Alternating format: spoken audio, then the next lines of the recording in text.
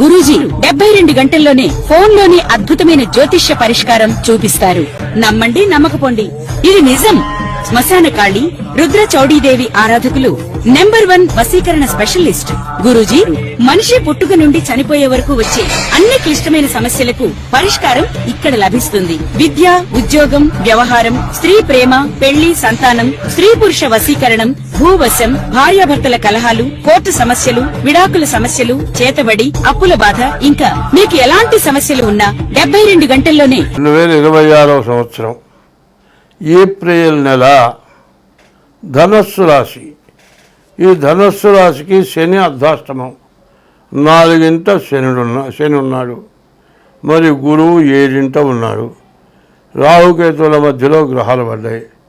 కుజుడు అర్ధాష్టమంలో ఉంటే ప్రాణకంటకుడు, చాలా దెబ్బలు తగలటమో, ఏవో ఇబ్బందులు, ఇంట్లో ఎవరికైనా ఏదైనా వ్యాధులు రావటమో, ఆపరేషన్లు జరగటమో, ఇట్లాంటి సమస్యలు బాగా ఎక్కువగా వస్తాయి.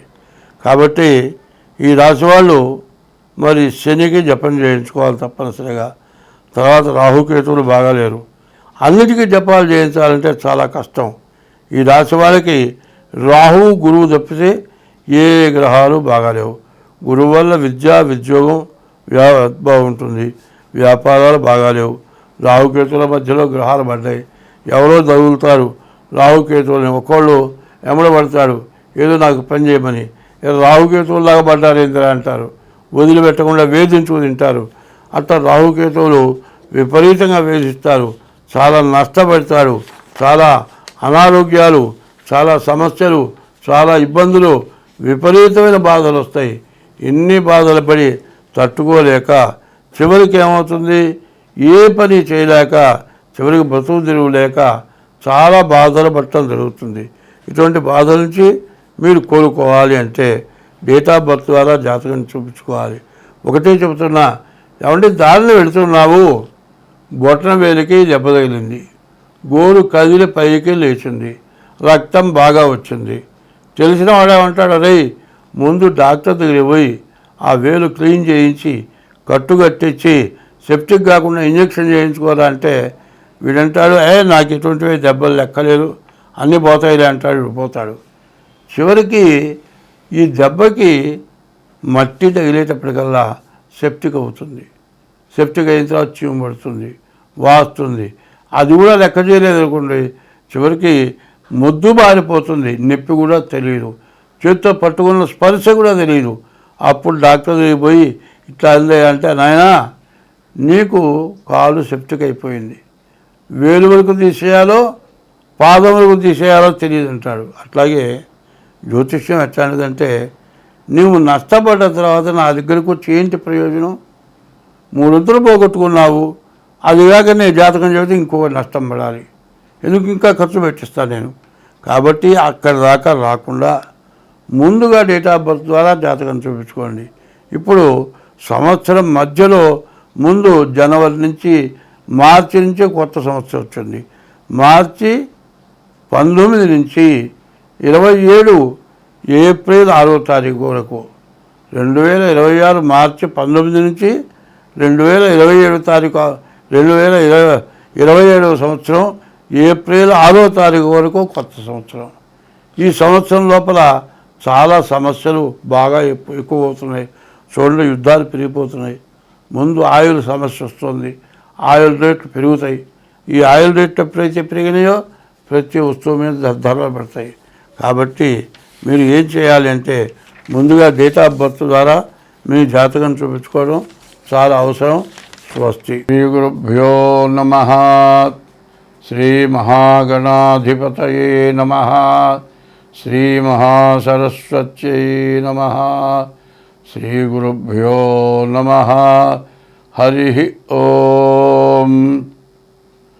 తల్లి నిన్ను దలంచి పుస్తకము చేతంబూనిచిన్, నీవు నాయులంబందున నిల్చి జృంభణముగా నుక్తుల్ సుశబ్దంబు శోభిల్లన్ వల్కుము, నాదువాక్కునను సంప్రీతిన్ జగన్మోహిని, పుల్లాబ్జాక్షి సరస్వతి భగవతి భారతీ పూర్ణేందు బింబాననాత్ క్షోణితలంబునన్నుదురు శోకగమృక్కిరుచంతు సైకత శ్రేణికి జంచరీకచయ సుందరవేణికి రక్షితామరశ్రేణికి తోయజాత భవచిత్తవశీకరణయిక వాణికి నక్షదాభ శుకవారిజ పుస్తుకరమ్యపానికిను 2026 సంవత్సరం ఏప్రిల్ నెల 1వ రాశి మేషరాశి. ఈ మేషరాశి ఎట్లా ఉందో చూద్దాం. మేష వృశ్చికయోర్ భూమ. మేష వృశ్చిక రాశులకి కుజుడు అధిపతి. అటువంటి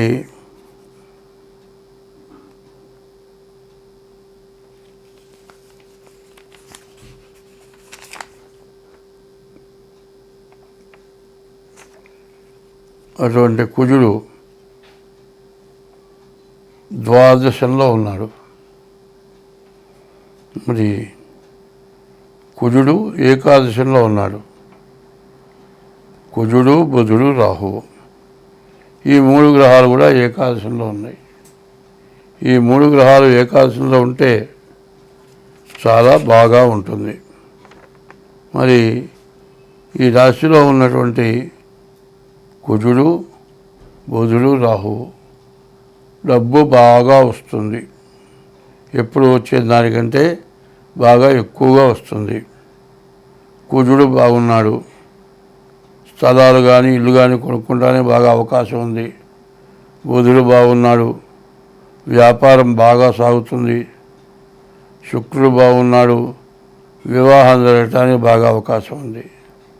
కానీ 4 గ్రహాలే బాగున్నాయి. మిగతా 4 గ్రహాలు బాగాలేవు.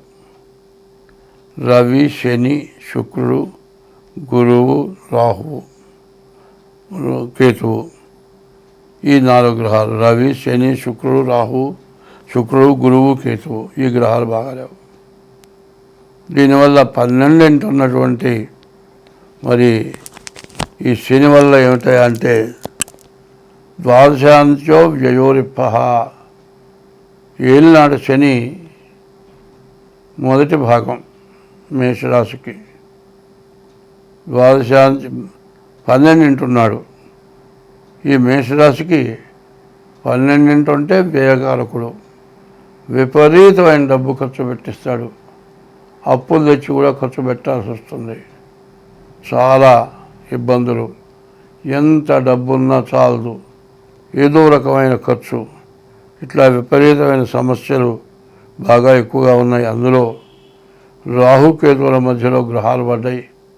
కాలసర్ప దోషం ఉంది. ఈ మేషరాశి పరిస్థితి చెప్పాలంటే చాలా కష్టదాయకంగా ఉంది. అయితే ప్రతి వాళ్ళు ఏం చేస్తున్నారంటే వాళ్ళు ఇష్టం వచ్చిన పేరు పెట్టుకొని, ఏమంటే నాది మేషరాశి అండి, నాకు బాగానే ఉంది కదా, మీరు బాగాలేదు అని చెప్పారు అని అడుగుతారు. రాశి ఎట్లా వచ్చిందో తెలియాలి. ఈ రాశి పుట్టిన తారీఖు, నెల, సంవత్సరం, టైము. ఆ టైముకి ఏ నక్షత్రం ఉంది. అశ్వని 4 పాదాలు, భరణి 4 పాదాలు, కృత్తిక 1 పాదం. ఈ మొత్తం కలిసి మేషరాశి. ఈ మేషరాశి అవునా కాదా మీ డేట్ ఆఫ్ బర్త్ ద్వారా చూడాలి. ఏదో పిలిచే పేరుని పెట్టి చూసేది అది కాదు. తర్వాత ఏంటంటే గోచారం అనేది 25 వంతులే జరుగుతుంది. మరి మిగతా 75 వంతులు పుట్టిన టైమును బట్టి జరుగుతుంది. డేట్ ఆఫ్ బర్త్ ద్వారా అందులో ఈ సంవత్సరం అంతా కూడా చాలా అస్తవ్యస్తంగా ఉంది. ఏమీ చెప్పడానికి వీలు కాకుండా ఉంది. సగం బాగుంది, సగం బాగాలేదు. బాగున్నది వచ్చింది చాలక బాగాలేని వారు అప్పులు చేసుకోవాల్సి వస్తుంది. పైన అప్పులు చేసినా కూడా బాధలు, సమస్యలు, హాస్పిటళ్ళు, ఖర్చులు, ఇట్లా విపరీతమైన ఖర్చులు. కొన్ని అనవసరమైన కేసులు నెత్తినబడతాయి. ఏమీ లేదు, పిల్లలు ఉన్నారు, కాపీ కొట్టారనుకోండి, డీబార్. మళ్ళీ చదివే పని లేదు. రెడ్ మార్క్ పడిపోతుంది. ఇట్లా కొన్ని పొరపాట్ల వల్ల మరి ఏదో అనవసరమైన ఒక్కోసారి ఏమవుతుంది, మనం ఎవరింట్లో ఉన్నాం అనుకోండి, వాళ్ళ ఇంట్లో అంతకుముందు వస్తువు పోయింది అనుకుంటున్నారు. ఈ లోపల వచ్చేటప్పటికల్లా ఈ మనిషికి ఇక్కడ ఉన్నాడు కాల్ చేశాడేమో, ముందు పోలీస్ స్టేషన్కి ఫోన్ చేస్తారు. నువ్వు కాల్ చేయకపోయినా దొంగతనం నీ మీద పడుతుంది. ఇటువంటి రకరకాలైన సమస్యలు. ఈ సంవత్సరం శని వల్ల ఇబ్బంది పడే వాళ్ళు 5 కనపడుతున్నారు. ఎవరు 5 అంటే మేషరాశికి 12వ శని, మీనరాశికి 1వ శని, కుంభరాశికి 2వ శని, ధనస్సు రాశికి 4వ శని, సింహరాశికి 8వ శని. ఇది ఏలినాటి శనిలో ఇవి 5 రకాలన్నమాట. ద్వాదశస్తమ జన్మస్థం శని అంగారకో గురు కుర్వంతి ప్రాణ సందేహం స్థానచలనం ధనక్షయం. నేను చెప్పా కదా, సింహరాశికి 8 ఉన్నాడు శని, ధనస్సు రాశికి 4 ఉన్నాడు శని, కుంభరాశికి 2 ఉన్నాడు శని, మీనరాశికి 1 ఉన్నాడు శని, మరి మీనరాశికి 12 ఉన్నాడు శని. ఇట్లా శని ఉండేటట్లయితే ద్వాదశం అంటే 12, అష్టమం అంటే 8, జన్మం అంటే 1, అష్టమం ద్వాదశం జన్మం ద్వితీయం అర్ధాష్టమం. ఇట్లా కనుక శని ఉంటే మీరు బతకడం చాలా కష్టమవుతుంది. ఆత్మహత్య చేసుకుందామన్నంత బాధ కలుగుతుంది. ఈ సంవత్సరం వల్ల కూడా సింహరాశికి, ధనస్సు రాశికి, కుంభరాశికి, మీనరాశికి, మేషరాశికి శని పూర్తిగా బాగాలేడు. మరి మార్చి 19 నుంచి ఏప్రిల్ నెల 6వ తారీఖు వరకు కూడా మేషరాశి, మీనరాశి, కుంభరాశి, ధనస్సు రాశి, సింహరాశి ఈ రాశులకి శని పూర్తిగా బాగాలేడు.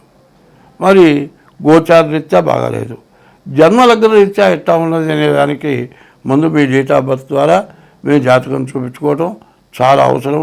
ఇట్లా చూపించుకున్నట్లయితే మీకు ఎటువంటి సమస్య లేకుండా జాతకం చూసి మీకు దోషాలు ఏమన్నా ఉంటే దానికి ఏ రకమైన పూజలు చేయాలో చూసి మీకు ఆ రకం పూజలు చేయించి మీ యొక్క జాతకం బాగుండేట్టుగా, మీరు నష్టపడకుండా ఉండేటట్లుగా చూడటానికి అవకాశం ఉంటుంది.